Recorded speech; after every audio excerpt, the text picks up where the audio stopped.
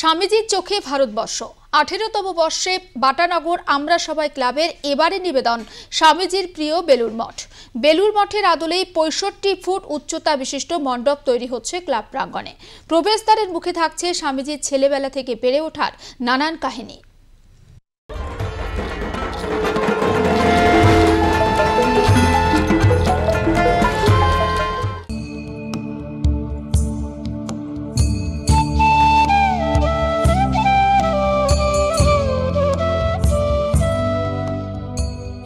দুর্গাপুজো মানেই নিখুঁত শিল্প ভাবনা।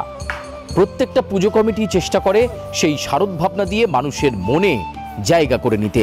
আর আমরা রয়েছি বাটানগর আমরা সবাই ক্লাবে। 18তম বর্ষে এবছর তাদের যে নিবেদন, সেই নিবেদন একেবারে যুব সমাজকে কাছে টানার জন্যই। হ্যাঁ, স্বামীজির চোখে ভারতবর্ষ। আর এই ভাবনাকে সামনে রেখে তৈরি হচ্ছে প্রায় 65 ফুটের এই বিশাল আকার মণ্ডপ। আর সেই মণ্ডপের আদল হবে একেবারে বেলুর মঠের মতো।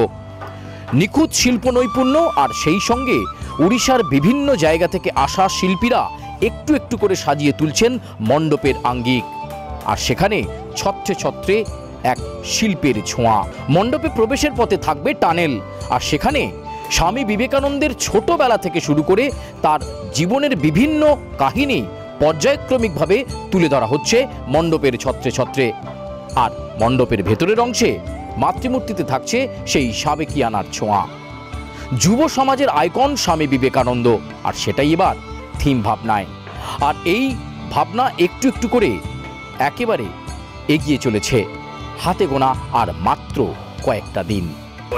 আমাদের এবারে চিন্তায় আছে স্বামীজির চোখে ভারতবর্ষ, মানে স্বামীজির সৃষ্টিকে নিয়েই আমরা কাজ করছি। এবং যে মণ্ডপে আপনারা দাঁড়িয়ে আছেন, এটা আমরা বেলুর মঠের আদলে তৈরি করছি। স্বামীজির যে বিভিন্ন কাজকর্ম, তার মধ্যে বেলুর মঠ তার অনন্য সৃষ্টি। আমরা সেই বেলুর মঠকেই সাধারণ মানুষের জন্য এখানে তুলে ধরছি। তার আরেকটি কারণ হচ্ছে, কারণ আমাদের ক্লাবের এবার পুজোর 18তম বর্ষ।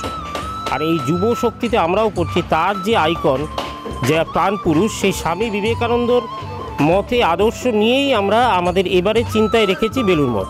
এবং আমাদের মূল প্যান্ডেলের বাইরে একটি টানেল আছে, যেখান দিয়ে আপনারা স্বামীজির পুরো জার্নিটা দেখতে পাবেন। মানে স্বামীজির জন্ম থেকে তার শেষ সময় পর্যন্ত সেই টোটাল জার্নিটা আমরা আমাদের এই টানেলের মধ্যে দেখাবো। এবং তারপর এসে আপনারা আমাদের মূল মণ্ডপ অর্থাৎ বেলুর মঠে পড়বেন। একদিকে থিমের ছোঁয়া, আর অন্যদিকে সাবেকিয়ানাকে সামনে রেখে, নিখুঁত শিল্প নৈপুণ্যকে সামনে রেখে পুজোর সমস্ত শিষ্টাচার পালন করবে বাটানগরের এই আমরা সবাই ক্লাব। দুর্যোগপূর্ণ আবহাওয়ার মধ্যেও তৈরি হচ্ছে এই বিশাল মণ্ডপের বিভিন্ন অংশ। এমন বেশ কয়েকজন উড়িষ্যার শিল্পীরা এখানে রয়েছেন, যারা পুরীতে জগন্নাথের রথ তৈরি করেন। সেই শিল্পীদেরকে বেছে বেছে নিয়ে আসা হয়েছে এই মণ্ডপকে প্রস্তুত করবার জন্য। সব মিলিয়ে আর+ নিউজ শারদাঞ্জলি সম্মান পর্বে জায়গা কি করে নিতে পারবে এই ক্লাব, বলে দেবে আর মাত্র কয়েকটা দিন পরেই। ক্যামেরায় জয়ন্ত সঙ্গে সুচারু, আর+ নিউজ, বাটানগর।